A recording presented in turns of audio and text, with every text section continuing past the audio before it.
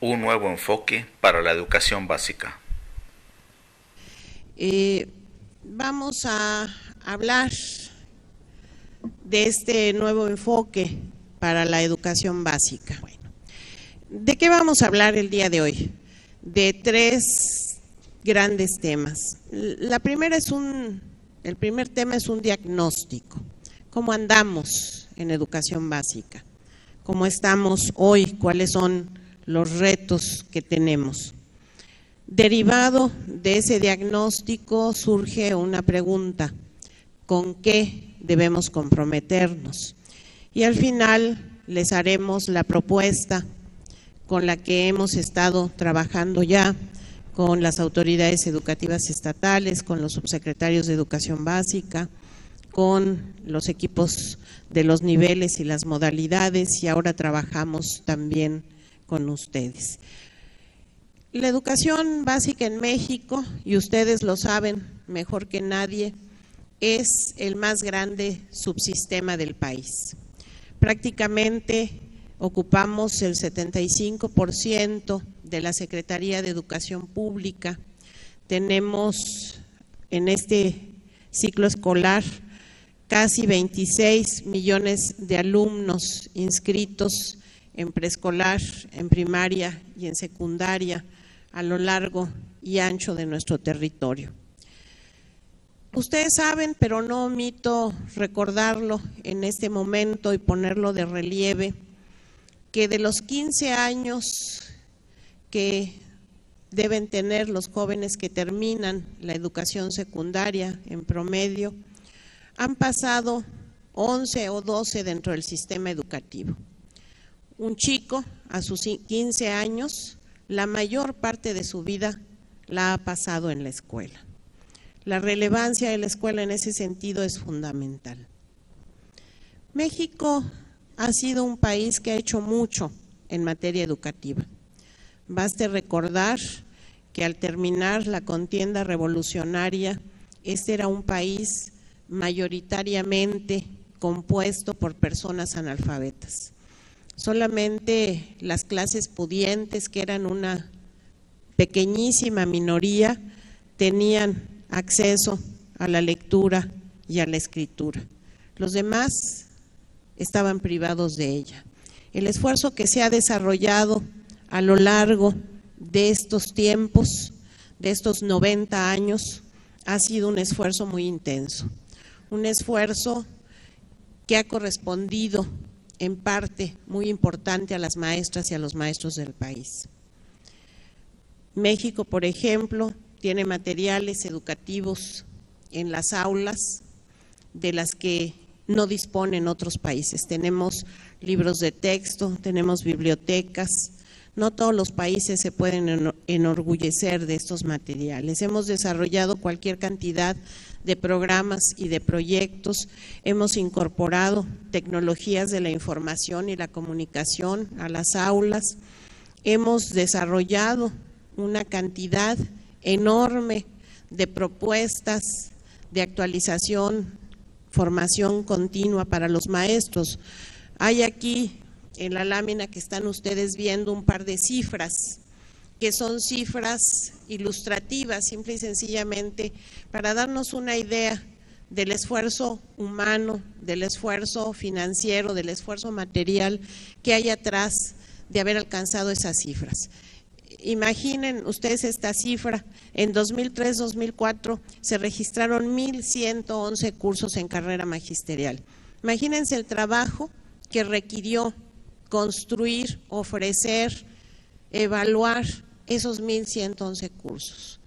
En el sexenio 2000-2006, en promedio, se formaron de manera continua 750,000 profesores al año. De esos 750,000, 350,000 presentaron sus exámenes nacionales de maestros en servicio y los acreditaron. Es un esfuerzo enorme.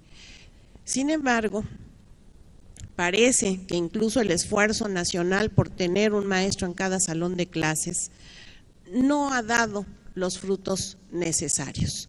No estamos satisfechos con nuestros resultados educativos. Debemos reconocer que todo este inmenso esfuerzo no ha tenido el resultado esperado. Los resultados del último enlace disponible, el de 2012, 2013 apenas acaba de ser aplicado, pero estos datos de los alumnos que estaban en tercero de secundaria el año pasado nos muestran una realidad que preocupa mucho. A pesar de todos estos esfuerzos, a pesar del esfuerzo que realizan las maestras y los maestros en los salones de clase, los directores, los supervisores, la inmensa mayoría de nuestros muchachos de 14, 15 años, después de haber pasado en el sistema escolar entre 11 y 12 años, se ubican en los niveles de insuficiente y elemental en enlace. Como ustedes pueden ver, esta es una gráfica que tiene que llamarnos la atención, que tiene que llamarnos a la reflexión y a la acción. Tenemos solo un 20%, una quinta parte de nuestros egresados de la secundaria, aquellos que se ubican en los niveles bueno y excelente del examen, que están en condiciones o de ir al bachillerato o de incorporarse al mundo laboral. La pregunta es, ¿qué pasa entonces con este prácticamente 80% de estudiantes que no están alcanzando esos niveles de aprendizaje que les permitan enfrentarse a la vida adulta con éxito? También, estos son los resultados de PISA. Ustedes saben que PISA es una evaluación internacional. A diferencia de enlace, PISA mide cómo los jóvenes de 15 años aplican los conocimientos, las habilidades, las actitudes aprendidas en la escuela básica a la resolución de problemas comunes de la vida adulta. También aquí estamos obteniendo resultados plenamente insatisfactorios. Si ustedes miran esto que está marcado con las barras rojas, es el conjunto de nuestros jóvenes que obtienen resultados plenamente insatisfactorios en el examen de PISA. Es decir, con rojo en la parte inferior de las barras están aquellos muchachos y muchachas que ya ni siquiera han presentado la prueba porque ya no están en el sistema educativo. Son muchachos que se fueron en la primaria, se fueron en la secundaria, ya no están dentro del sistema, por lo tanto ni siquiera los podemos medir. La hipótesis válida es que estos jóvenes no alcanzan a desarrollar el conjunto de competencias que les permitan aprender. Luego tenemos aquellos que están por abajo del nivel 2 en PISA. La descripción de los niveles de PISA nos dice que para que una persona logre insertarse bien a la vida adulta, para construirse una vida con calidad personal, familiar, para ser útil a su país, necesita por lo menos haber rebasado el nivel 2 de PISA. Ese tramito, el que está marcado con amarillo, serían los jóvenes que medio alcanzan a tener un cierto nivel de capacidades. Un cierto nivel de capacidades que no les alcanzará para empleos que sean exigentes y demandantes. Hoy, todos lo sabemos, hablamos de que esta es una sociedad del conocimiento, porque precisamente es el conocimiento el bien productivo fundamental. Por eso hablamos de la necesidad de que la educación básica, como señalaba el licenciado Choaifet, sea el nivel donde se aprenda a aprender. Difícilmente podemos decir que estos jóvenes que están en la banda amarilla han podido de manera suficiente aprender a aprender. En esas barras verdes, en ese espacio marcado por las barras verdes que prácticamente no alcanza a verse, tenemos aquellos muchachos que sí lograron aprender de manera suficiente y plena en su educación básica. Son estos jóvenes quienes pueden insertarse a estudiar ingenierías, estos jóvenes que pueden hacer desarrollo tecnológico, que pueden hacer innovación científica y que son aquellos que desearíamos tener en mucho mayor número en nuestro país. En primer lugar, porque es un derecho el aprendizaje, pero también porque ellos son los que pueden sacar al país adelante, los que pueden hacer de nuestro país un país innovador, un país que se sitúa en la avanzada. Sin embargo, tenemos muy pocos de ellos, tenemos más en lectura, pero si se dan cuenta en las columnas de matemáticas y ciencia, realmente es un número muy, muy pequeñito el de los muchachos y muchachas que alcanzan a desarrollar plenamente sus capacidades cognitivas en las escuelas, sus capacidades valorales. Ahí tenemos unos resultados que no nos son satisfactorios. Pero tenemos otros problemas detectados en el sistema educativo. No solamente la educación que están recibiendo en las escuelas nuestros niños y jóvenes es insatisfactoria en términos de su calidad. Estamos detectando, y ustedes seguramente lo habrán visto en muchas de sus escuelas, algo que nos preocupa profundamente: el abandono escolar. Tenemos tasas crecientes de deserción. La escuela está expulsando a los alumnos. Si vemos esta gráfica, esta es una gráfica que nos representa las tasas de población de 15 años y más que está en rezago educativo. Como ustedes saben, hablamos de rezago educativo cuando a la edad reglamentaria no se ha aprendido a leer y escribir, no se ha concluido la primaria o no se ha concluido la secundaria. Resulta que los jóvenes de entre 15 y 19 años tienen una tasa de rezago educativo del 30%. Pero más sorprende ver que esta tasa es 10 puntos mayor que la de los jóvenes de 20 a 24 y casi 5 puntos mayor que la de los jóvenes de 25 a 29. Íbamos, si ustedes ven, disminuyendo progresivamente las tasas de rezago educativo. Podemos decir, íbamos bien en la disminución del rezago y de repente se nos sube otra vez el rezago hasta niveles de 30%. Esto ha sucedido mientras todos nosotros estábamos en el sistema educativo. Es decir, no es un fenómeno de hace muchos años, es un fenómeno que está ocurriendo ahorita, es una realidad de este momento y es una realidad ante la que tenemos que actuar. Tenemos entonces, por lo pronto, dos grandes problemas. Los aprendizajes que se están haciendo en la escuela son aprendizajes que no alcanzan a todos, que son de baja calidad, pero además no estamos siendo capaces de retener a los alumnos hasta concluir su escolaridad y garantizar que hayan alcanzado los aprendizajes previstos en los planes y los programas de estudio.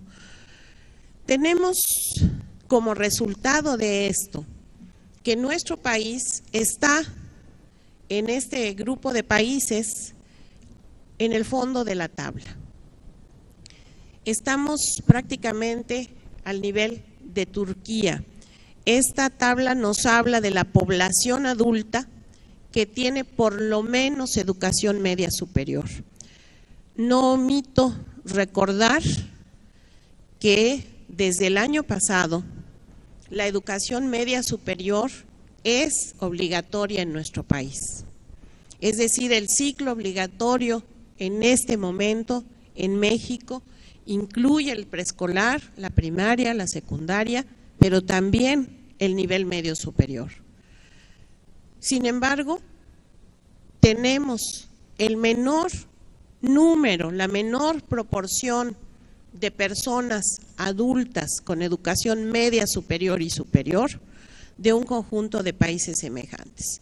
Para no medirnos con Corea, ni con Canadá, ni con el Reino Unido, hemos destacado en la gráfica a países muy parecidos al nuestro, países de la región latinoamericana, Chile y Brasil.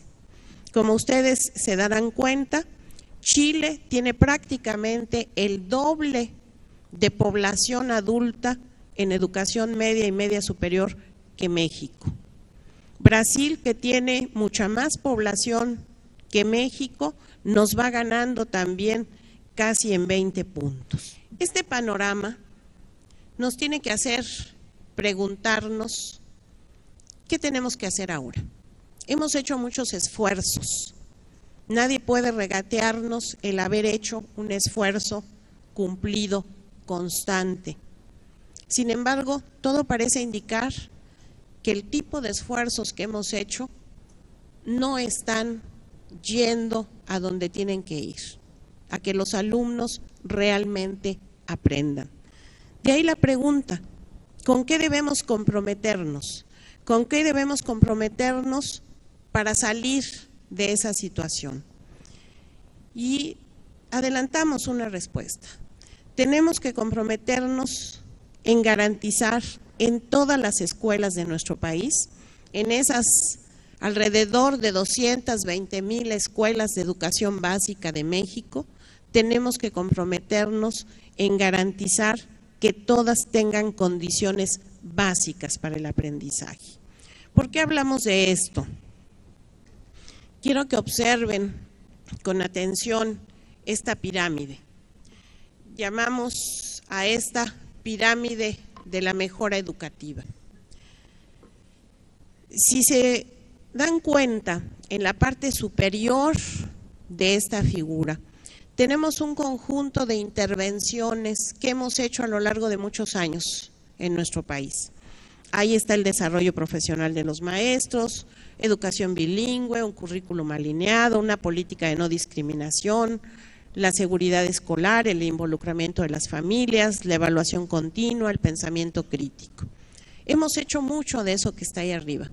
Sin embargo, como nos muestran los resultados, todo parece indicar que no han sido buenos los resultados de eso que hemos hecho. ¿Dónde encontramos la explicación? La encontramos en el hecho de que no hemos podido, a pesar del tiempo, garantizar la base de la pirámide. Ese es nuestro problema. Sí hemos hecho mucho, pero lo hemos hecho sin haber construido los cimientos del edificio. ¿Qué está obstaculizando que las intervenciones educativas que hemos hecho cuajen y rindan frutos? El hecho de no haber construido de manera suficiente la base de la pirámide. ¿A qué se refiere esa base de la pirámide? A cosas muy sencillas, tan sencillas que parece que no les hemos puesto la atención debida. ¿De qué hablamos? Hablamos de que se cumpla rigurosamente el calendario escolar, que trabajemos los 200 días del año, que en esos 200 días del año alumnos y maestros lleguen con puntualidad, que todo el tiempo educativo se dedique a actividades relevantes para el aprendizaje, que los materiales, libros de texto, bibliotecas de aula, estén a disposición de los alumnos todos los días, que pongamos un énfasis especial en la lectura que es la que nos puede permitir seguir aprendiendo. Esa base de la pirámide está descuidada en nuestro país. Ni garantizamos la asistencia los 200 días de clase, ni garantizamos llegadas puntuales, ni garantizamos salidas a tiempo, ni garantizamos que todo el tiempo de la escuela esté ocupado en actividades relevantes. Hacemos tiempo, literalmente, con mucha frecuencia. Dedicamos minutos largos que se van sumando a actividades rituales y tenemos largas formaciones y tenemos largas ceremonias y tenemos semanas enteras dedicadas a preparar festivales y nos celebramos el 15 de mayo con fiestas y tornafiestas. Tenemos realmente que atender este asunto. Si no atendemos esa base de la pirámide, todo eso que hemos hecho arriba, todo ese esfuerzo que todos y cada uno de ustedes y de sus maestros ha desarrollado, se nos sigue cayendo. No hay sustento. Para que esas intervenciones en la parte superior de la pirámide tengan éxito, necesitamos atender con mucho cuidado, con mucha intención, esa base de la pirámide. Esa base tiene que estar construida. De otra manera, vamos a seguir destinando al fracaso en la vida a ese 80% de jovencitos que tienen nombre, que tienen rostro, que tienen una vida por delante y que esa vida será de una calidad menor porque no han obtenido en la escuela las herramientas suficientes para enfrentarse a un mundo cada día más difícil y más complejo. ¿Qué les proponemos? ¿Qué les proponemos para empezar a ordenar esta vida de las escuelas? Algo que hemos denominado un sistema básico de mejora.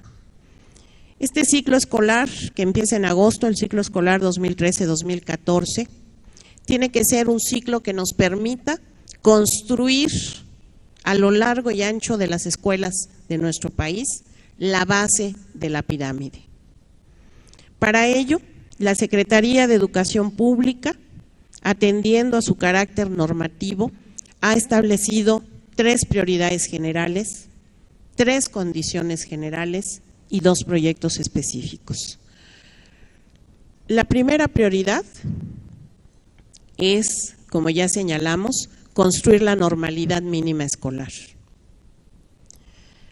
La segunda, y no porque venga después de la primera, sino por enumerarlas de alguna manera, en realidad tienen el mismo valor, es la mejora del aprendizaje.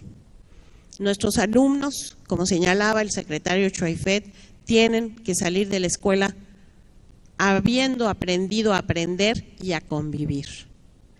No se puede aprender ni aprender a convivir si no se ha aprendido realmente a leer y a escribir. Sin un dominio pleno de la lectura y la escritura no hay aprendizaje posible. Como tampoco hay un buen aprendizaje si no se ha cultivado en todos los alumnos el pensamiento lógico matemático que nos permita resolver problemas, que nos dé la posibilidad de construir un método para enfrentarnos a los problemas, no a los escolares, a los de la vida. Nuestra prioridad entonces tiene que estar puesta en que en todas las escuelas se trabaje con lectura, con escritura, con matemáticas.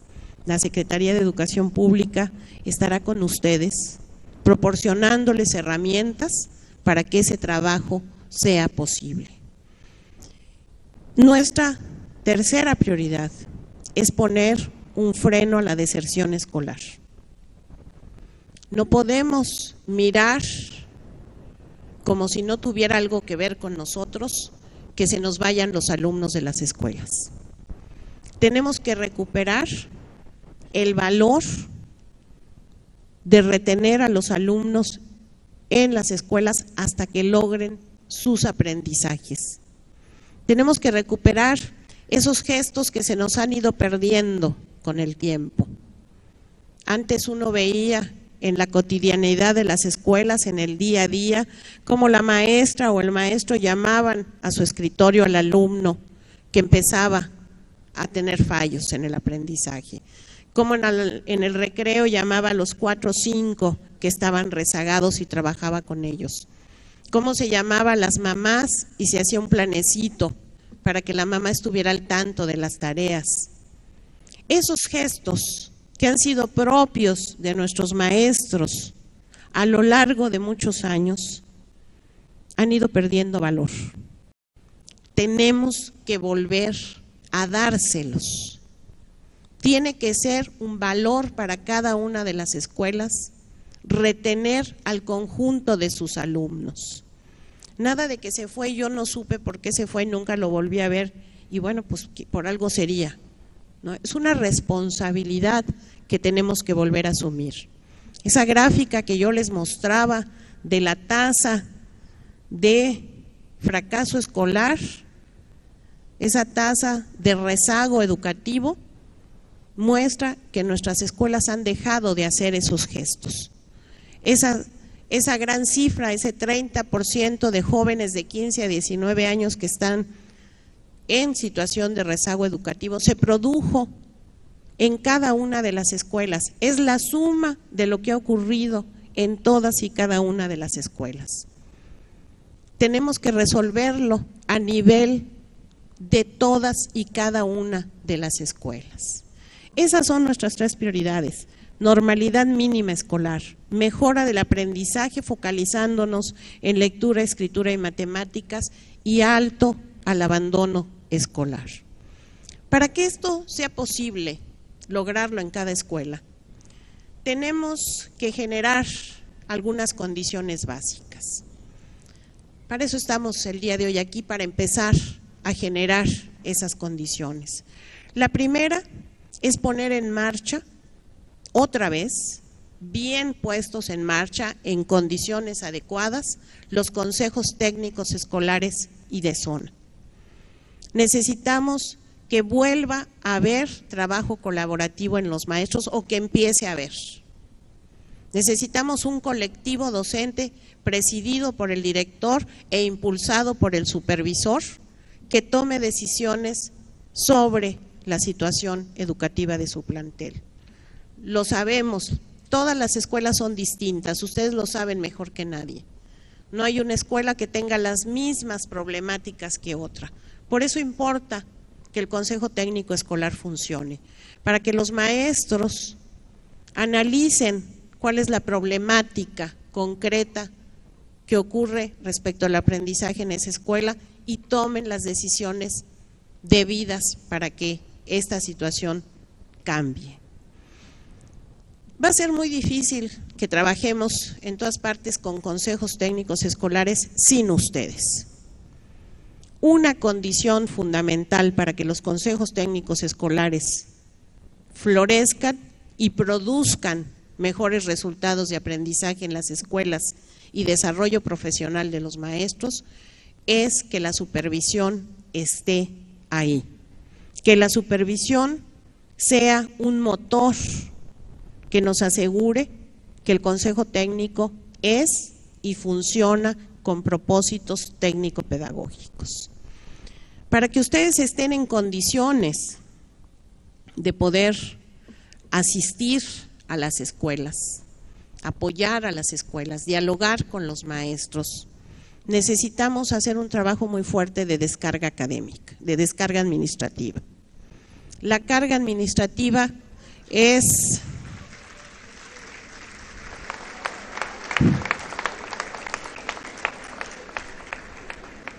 esa losa que está ahí, es esa losa compuesta de cualquier cantidad de cosas que realmente pesa, pero que en muchos casos también es un buen pretexto.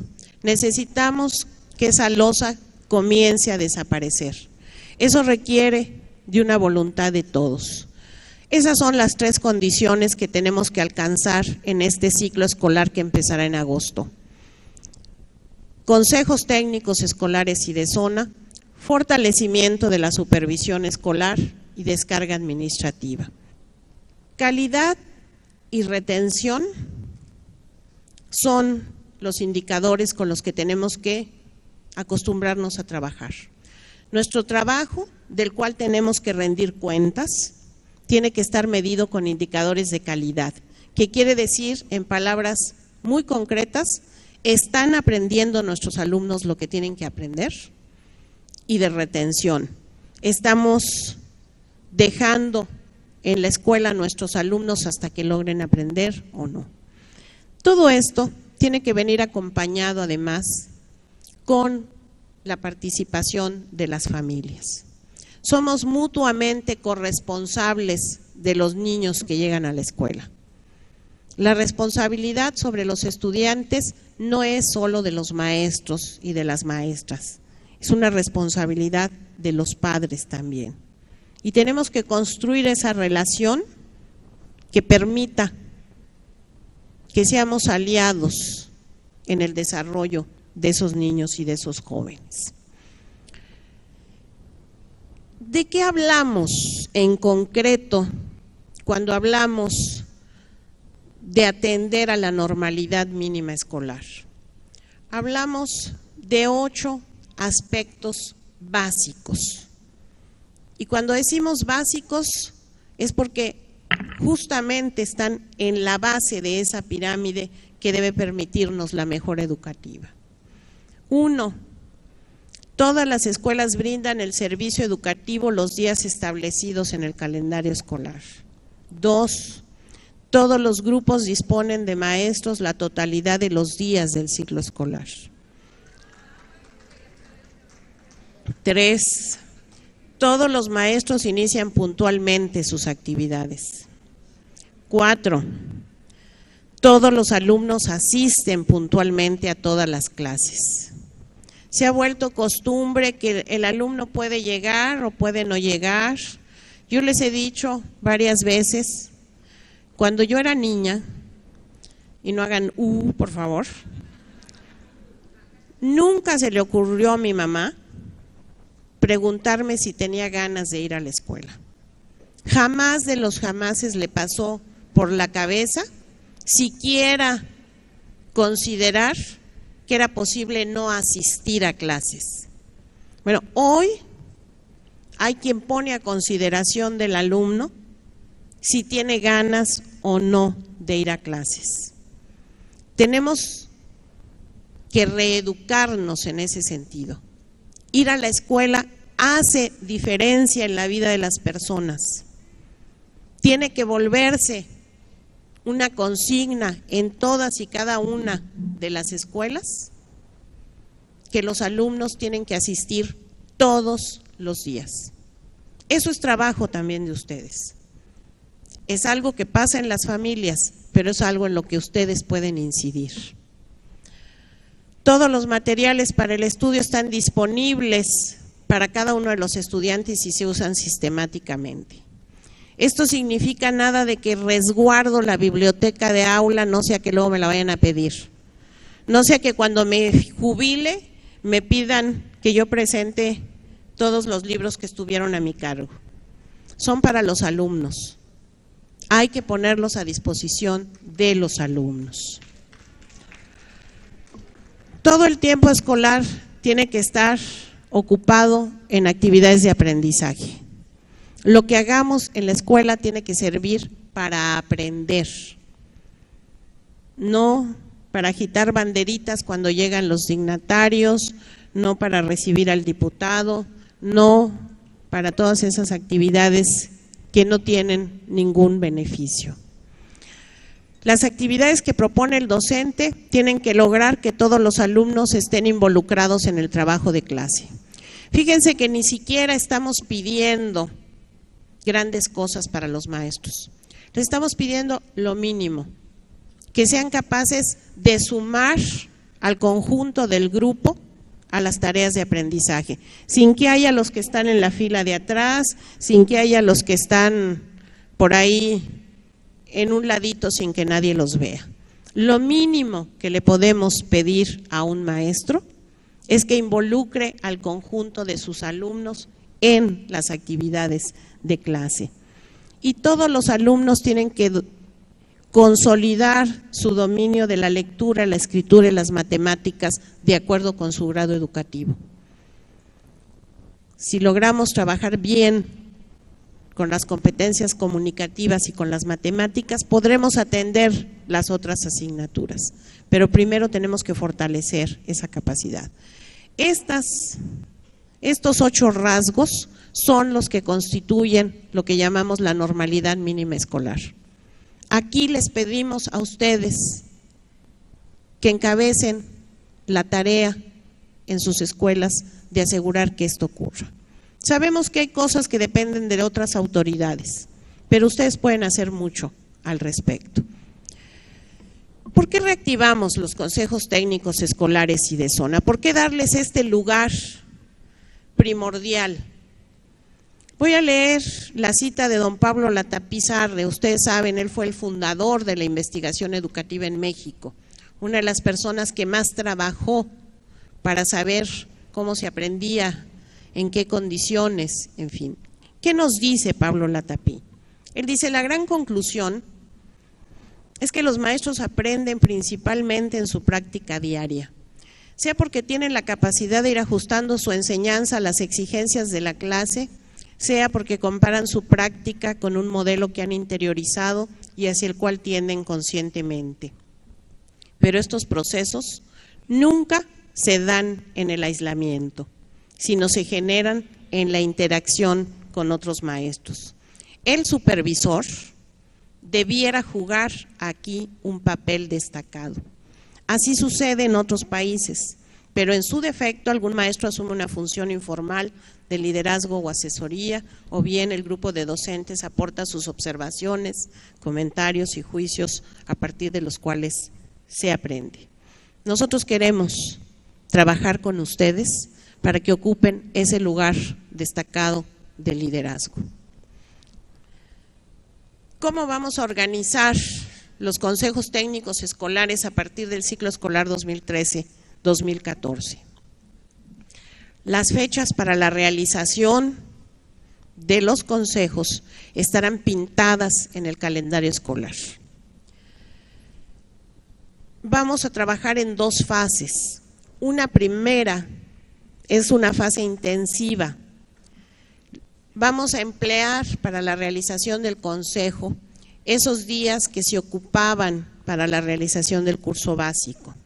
Ya no hay curso básico, ni hay talleres generales. Lo que hay ahora es un espacio para que la escuela se organice, para que la escuela planee, para que la escuela establezca sus metas de mejora en el ciclo escolar, para que la escuela establezca quién es responsable de avanzar en qué. Para trabajar de mejor manera, les vamos a dar a todos los maestros del país guías, no para que suplan la iniciativa de los maestros en el consejo, sino para que haya la posibilidad de darle un cierto orden y un cierto contenido. Contenido que en este ciclo escolar, reitero, es avanzar en la construcción de esta normalidad mínima. La fase ordinaria del consejo tendrá 8 sesiones que se distribuirán a lo largo del ciclo escolar. Debo decirles que el Consejo Técnico Escolar, ya van a conocer ustedes en esta sesión los lineamientos, va a ser obligatoria, es decir, no es, profesor, ¿tienes ganas o quieres? No, es parte del quehacer de cada uno de los maestros. Es obligatoria, está normada, es evaluable y está institucionalizada. Abarca la totalidad de la jornada escolar. No asisten los alumnos al plantel y se le da seguimiento por la estructura educativa. ¿Por qué fortalecer la supervisión? Como ustedes se dieron cuenta en la intervención del secretario Choifet Chemor, hay una plena convicción en la Secretaría de que tenemos que estar juntos porque somos un equipo. Durante muchos años la supervisión ha estado relegada. Durante mucho tiempo la supervisión no ha recibido la atención que se merece. Hemos comprendido en la Secretaría de Educación Pública que esto es un error. Sabemos que la única manera de avanzar en la mejora educativa es si trabajamos juntos, autoridades de nivel federal, estatal y la autoridad más cercana a la escuela, que son ustedes. Y recuperamos para esto, como bien señalaba el secretario, la vieja tradición, pero no por vieja menos vigente, de la escuela rural mexicana. Esa hazaña educativa de la que hablábamos al principio pudo ser posible porque hubo un esfuerzo muy grande para llegar con la escuela a todos los rincones de nuestro país. Si dejamos de ser un país en situación de analfabetismo, fue justamente porque se dio ese enorme esfuerzo. Y ese enorme esfuerzo fue encabezado por profesores como Rafael Ramírez Castañeda, que fue quien estableció la supervisión escolar en México. México, en ese sentido, es pionera de la supervisión escolar. Leo estas citas, ya se las dio a conocer el secretario, pero conviene que las escuchemos otra vez porque nos marcan derroteros para nuestra tarea. Las instituciones educativas, decía el profesor Rafael Ramírez, detendrán su marcha y comenzarán a retroceder si carecen de la inspiración y estímulo de la supervisión. Esa es la tarea que esperamos que ustedes tomen, la de ser inspiración y estímulo de las escuelas. Y él hace esta acotación. Recuérdese que hablamos de supervisión y no de inspección. Y nos aclara, la supervisión de un sistema escolar es algo más que su simple inspección. Es no solo cuidar de que conserve su eficiencia, sino además trabajar por aumentarla, mejorando y perfeccionando constantemente las normas conforme a las cuales ha sido edificada y aquellas con que esté siendo conducido dicho sistema. Supervisar es ejercer un papel dinámico y constructor. Ese papel dinámico y constructor lo van a realizar ustedes, lo realizan de hecho ya, por eso están aquí. Con la fuerza que ustedes tienen, será posible mover a las escuelas hacia la calidad educativa, que no es otra cosa más que los alumnos aprendan y aprendan bien. ¿Cómo vamos a fortalecer la supervisión escolar? En primer lugar, con 3 acciones de apoyo. 1, construyendo un nuevo marco normativo para el ejercicio de la supervisión. Resulta que el último marco normativo de la supervisión a nivel nacional data de 1987. Imagínense todo lo que ha cambiado en el sistema educativo desde 1987. ¿Qué digo en el sistema educativo en el mundo?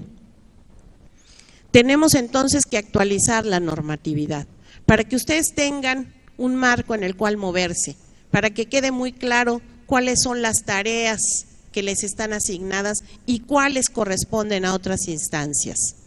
Tener un marco normativo es tener la posibilidad de saber por qué camino nos movemos, es la posibilidad de rendir cuentas de lo que hacemos. De nada serviría tener una norma si no trabajamos en el fortalecimiento de las capacidades de los supervisores y las supervisoras. De ahí que estemos trabajando ya en la construcción de herramientas para que ustedes puedan garantizar esa normalidad mínima en los planteles escolares y las otras prioridades establecidas. Tendrán ustedes progresivamente a lo largo del ciclo escolar materiales que les permitan avanzar en la conclusión de su tarea. Y estaremos formando y certificando supervisores en técnicas de observación de aula e intervención en el aula. Necesitamos que ustedes lleguen a los salones de clase, que ustedes tengan manera de establecer un diálogo con los maestros. Para eso necesitan ustedes herramientas, práctica, que les permita ir a los salones a hacer tareas específicas y concretas y poder dialogar e impulsar a los maestros. Y les estamos pidiendo asumir al menos 2 responsabilidades mínimas. Garantizar esa normalidad mínima escolar y fomentar, cuidar, dar seguimiento, impulsar los consejos técnicos escolares. La SEP estará trabajando, ya lo dijimos, con el 10% de los supervisores de manera directa. Aquí comenzamos, es la primera, trabajaremos mucho tiempo juntos. Este tema que tanto nos preocupa a todos, el tema de la descarga. Bueno, es de tal calibre este asunto que incluso en la investigación TALIS dedicada a observar la enseñanza en los diversos países que participan en la prueba PISA, se reporta lo que ven ustedes ahí. La pérdida de tiempo en México se debe menos al ruido y a las interrupciones que al hecho de que una gran parte del tiempo de clase es empleado en tareas administrativas. El tiempo de clase, el tiempo de los directores y el tiempo de ustedes. No podemos dedicarnos a eso. Esto nos va a costar trabajo. Yo no les voy a decir a ustedes que para pasado mañana vamos a tener la descarga lista. Sí les digo que estamos comenzando ya desde la propia Subsecretaría de Educación Básica. Pero tenemos que convencer a muchos. Ustedes también tienen que convencerse de no solicitarles más papeles a las escuelas, más comprobaciones, de no exigirles que la tinta sea negra o azul o verde. Además de todo, tenemos que avanzar en la descarga porque tenemos un mandato legal. El artículo 27 de la Ley General de Educación nos dice, nos obliga a revisar permanentemente las disposiciones, los trámites y procedimientos con el objeto de simplificarlos, de reducir las cargas administrativas de los maestros. Yo reitero, es un esfuerzo grande, nos va a tomar tiempo, pero tenemos que hacerlo con fuerza y tenemos que ir avanzando poco a poco. Y bueno, como ha quedado muy claro aquí, esta descarga es también una demanda constante de supervisores y docentes.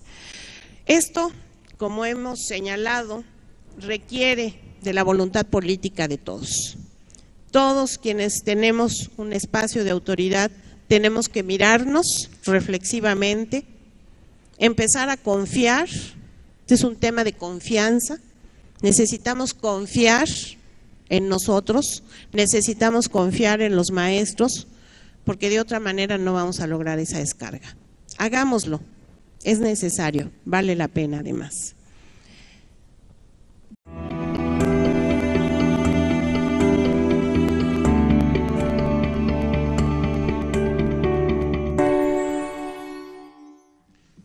Señor ingeniero José Antonio González Treviño, secretario de Educación Pública del Estado y representante personal en este evento del señor gobernador. Señores supervisores escolares que hoy inician su capacitación, señora subsecretaria, distinguido presidium, señoras y señores. El evento del día de hoy no tiene precedente. Por primera vez llevaremos a cabo un taller nacional dirigido a los supervisores escolares de educación básica, en el reconocimiento a este ciclo formativo en el cual se desarrollan las competencias fundamentales para la vida y que constituye la base en la que se aprende para aprender y se aprende para convivir. En este evento reconocemos la importancia del trabajo que todos ustedes realizan en favor del sistema educativo nacional. Y gracias a ese impulso, a ese campo fértil creado por ustedes, hemos podido emprender una reforma avisorada por el presidente Enrique Peña Nieto y los principales partidos políticos del país, que tiene como meta brindar educación de calidad a todos los mexicanos. Para establecer condiciones de calidad que incidan en el mejor aprovechamiento académico de los alumnos en la escuela, la supervisión escolar es estratégica para el sistema educativo nacional. La supervisión de un sistema escolar es algo más que una simple inspección. Inspeccionar es fiscalizar de manera estática y pasiva. Supervisar es ejercer un papel dinámico, protagónico y constructor. El corazón del cambio educativo está en el nivel de la escuela, donde lo pedagógico se entrelaza con la organización y con la gestión. Los consejos técnicos son el inicio de una nueva relación federalista con quienes hacen posible el derecho a la educación en México. Con ellos lograremos que la educación sea realmente de calidad, como lo pide, lo manda nuestra Constitución. Los consejos técnicos serán espacios de intercambio de experiencias, así como instrumentos de apoyo en la toma de decisiones, en las modalidades de trabajo colaborativo y de observación y aprendizaje. Los consejos ayudarán a pensarse como escuela y a pensarse como colectivo. Los consejos serán la autoridad técnica más importante en cada plantel y tendrán el objeto de asegurar la eficacia del servicio que se presta en cada escuela. Para conseguir ese propósito, los consejos podrán revisar el logro de aprendizaje, planear, dar seguimiento y evaluar cada escuela, así como fomentar el intercambio y el desarrollo profesional de los maestros. Como autoridades educativas debemos cuidar ese espacio para que sea eficaz y esté bien organizado. Con ese propósito serán ustedes, como lo han sido, los supervisores, los responsables de garantizar la operación en una función de apoyo y acompañamiento con el objeto de lograr, como lo dijo la señora subsecretaria, una normalidad mínima. La labor que los supervisores desempeñarán en los consejos técnicos escolares permitirá asegurar la calidad del servicio educativo, apoyando el trabajo docente y mejorando la calidad organizativa de la escuela. Esta administración está comprometida a dignificar la labor docente. Estamos convencidos de que los profesores tienen que dialogar y que los supervisores que hoy inician su capacitación serán los facilitadores de un valioso intercambio de experiencias que sin duda fortalecerán los procesos de aprendizaje de nuestros niños. Quiero que Monterrey sea la piedra inicial, la piedra de toque de una nueva relación. E instruyo a la subsecretaria para que